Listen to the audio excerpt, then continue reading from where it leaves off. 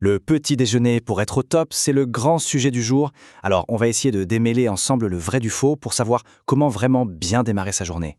Cette phrase, on l'a tous entendue des milliers de fois, n'est-ce pas? Le petit déjeuner est le repas le plus important de la journée. Bon, mais est-ce que c'est vraiment vrai? Est-ce que cette affirmation, elle tient la route ou c'est juste une bonne vieille idée reçue? On l'appelle souvent le repas des rois. Mais d'où ça vient au juste? Et surtout, qu'est-ce que la science en pense de tout ça?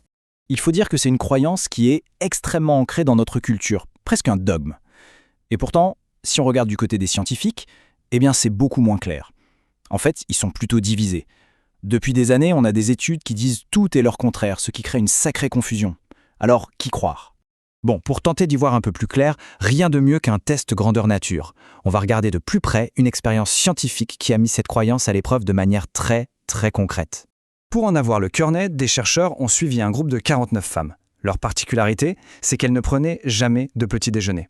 Et point très important, leur poids était stable. C'était donc le point de départ parfait pour voir ce qui se passe quand on change les habitudes. L'expérience a duré 4 semaines. Ces femmes ont été séparées en 2 équipes.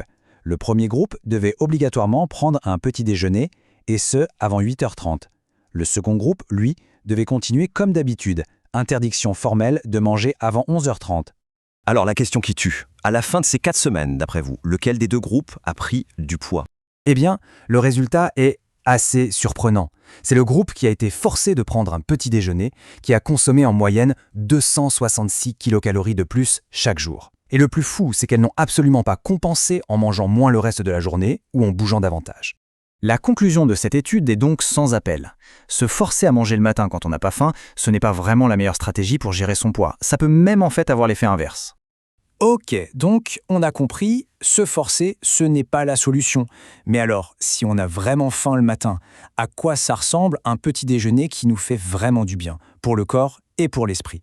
En fait, il faut s'imaginer qu'après une nuit de 8 à 12 heures, sans manger, notre corps est un peu à sec. Nos réserves d'énergie, le glucose, sont au plus bas. Le rôle du petit déjeuner, c'est donc tout simplement de refaire le plein de carburant pour bien démarrer et être concentré. La formule idéale, elle repose en fait sur 4 piliers. D'abord, il faut de l'énergie durable, qu'on trouve dans les glucides complexes.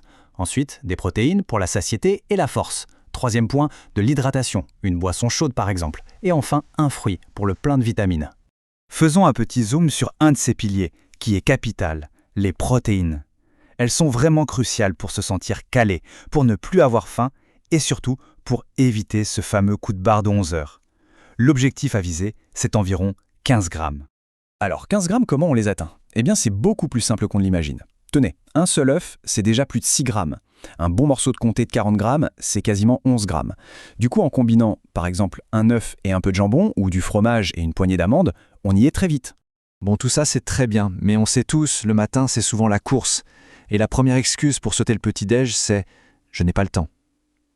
Alors, voyons quelques solutions pour les matins pressés. Non, pas besoin de se lever aux aurores. Un wrap avec une banane et du beurre de cacahuète, c'est fait en 1 minute et c'est délicieux.